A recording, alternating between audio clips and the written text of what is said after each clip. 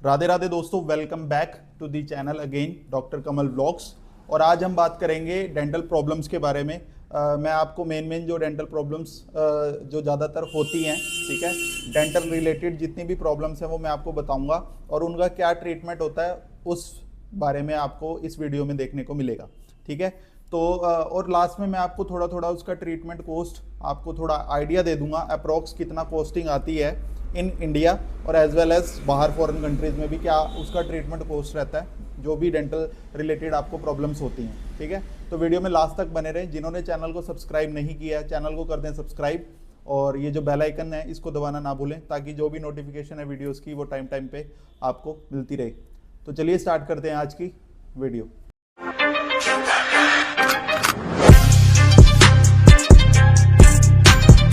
तो सबसे पहले बात करेंगे आपका बैड ब्रेथ के बारे में। ठीक है, बैड ब्रेथ होती है या फिर आपको जिंजिवाइटिस है।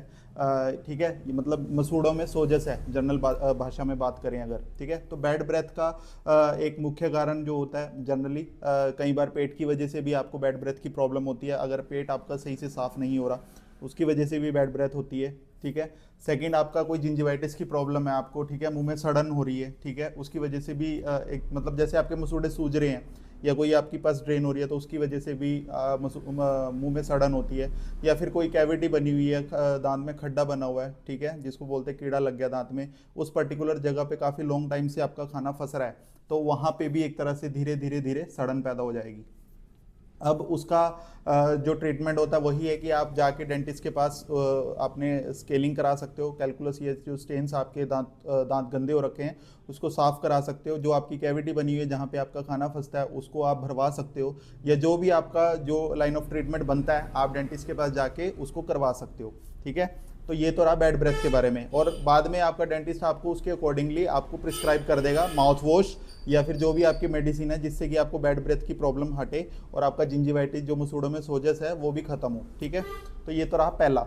सेकंड बात करते हैं जनरली एक तरह से जैसे दांतों में आपको झंझनाहट महसूस होती है, मतलब ठंडा गर्म कुछ भी, चाय पी रहे हो तब लग रही है, ठंडा पानी पी रहे हो, नॉर्मल पानी भी पी रहे हो वो भी लग रहा है, हवा जो है वो भी लग रही है। तो वही चीज़ है, उसमें आपको क्या करना है, आप डेंटिस्ट के पास जाएं, आप पहले चेक करवाएं कि किसी एक पर्टिकुलर दांत में लग रहा है या फिर आपके सारे दांतों में झंझनाहट लग रही है। तो अगर सारे दांतों में लग रही है तो आपको प्रोबेबली जिंजिवाइटिस की प्रॉब्लम हो सकती है या पेरियोडोंटाइटिस की प्रॉब्लम हो सकती है या अलग अलग चीज़ें हो सकती हैं। ठीक है, तो आपका डायग्नोस बन जाएगा, उसके अकॉर्डिंग आपका ट्रीटमेंट कंटिन्यू हो जाएगा। ठीक है, तो ये रहा झंझनाहट का। इसमें आपको देखो माउथ वॉश जो होता है वो भी आपका डॉक्टर देगा और आपका एक्सरे भी, अगर किसी दांत में उसको लगा डेंटिस्ट को कि कीड़ा लगा हुआ है तो उसका आईओपी एक्सरे करा के तो आपको वो बता देंगे कि इसकी आरसीटी होगा, रूट केनाल ट्रीटमेंट होगा या फिर फिलिंग से काम चल जाएगा।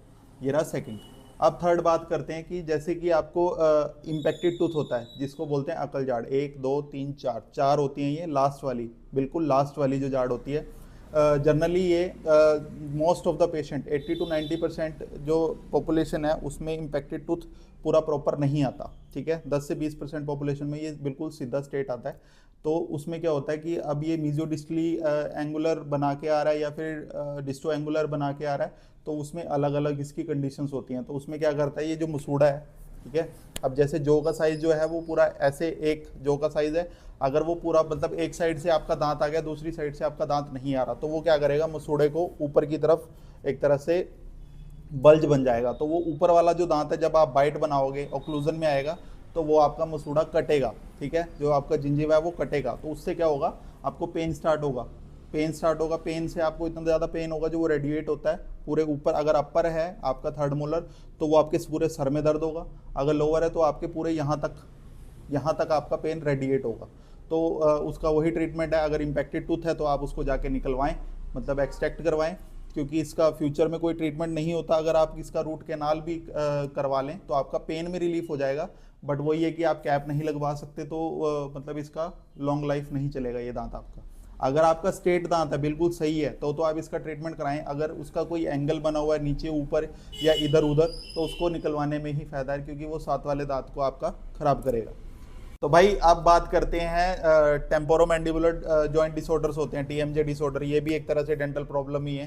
ठीक है, टीएमजे डिसऑर्डर्स में जैसे अर्थराइटिस की प्रॉब्लम होती है। अब आपको टीएमजे में बता देता हूँ, टेम्पोरोमैंडिबुलर जॉइंट, जो टेम्पोरल बोन होती है स्कल की, और मैंडिबल का जो जॉइंट होता है एक तरह से mandibular joint, coronal process of maxilla होता है, उसमें जाके पूरा ऐसे फिक्स होता है। तो वहाँ पे जो मसल हैं उनमें पेन हो जाता है कई बार। जो आपका जो डेंटिस्ट है आपका चेयर पे बिठा के उसको चेक करता है कि आपका पेन कहाँ पे है, किस वजह से पेन है, तो ये भी एक तरह से डेंटल प्रॉब्लम में आता है। तो उसके अकॉर्डिंग आपकी मेडिसिन चलती है, लाइन ऑफ ट्रीटमेंट आपका डेंटिस्ट आपको अलग अलग केस का अलग अलग हिसाब से आपको बताएगा। तो ये भी एक तरह से डेंटल प्रॉब्लम है, टीएमजे डिसऑर्डर। अब बात करते हैं कि एक तरह से ब्रक्सिज्म जिसको बोलते हैं, टीथ ग्राइंडिंग जिसको बोलते हैं ना, दांत किटकिटाना या दांत घिसना, तो वो उसकी वजह से भी होता है।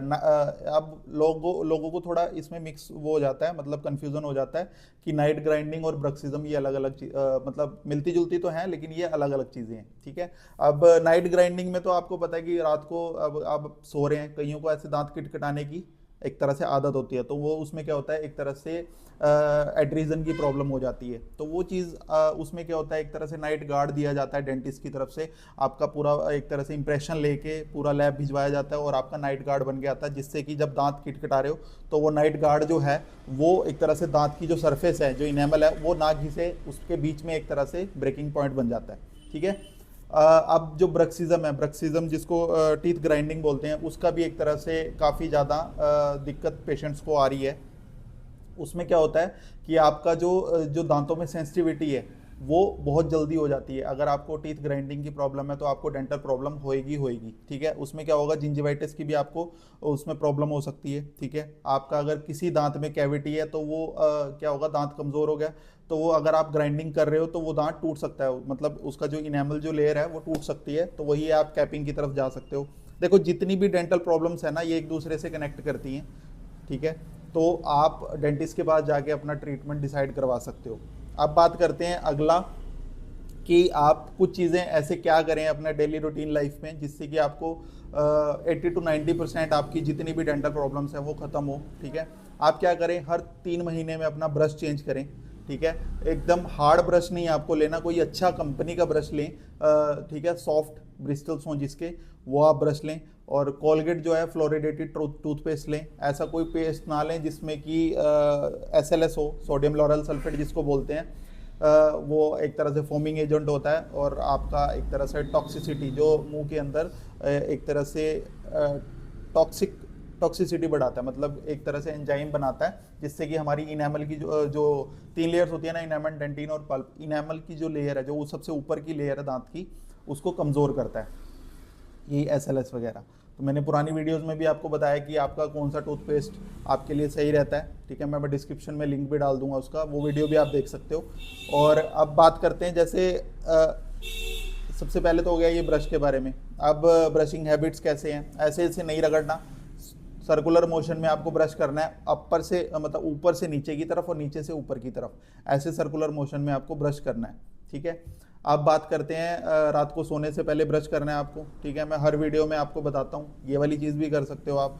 और एक अच्छा सा माउथ वॉश लें और वो भी आप यूज़ करें माउथ वॉश।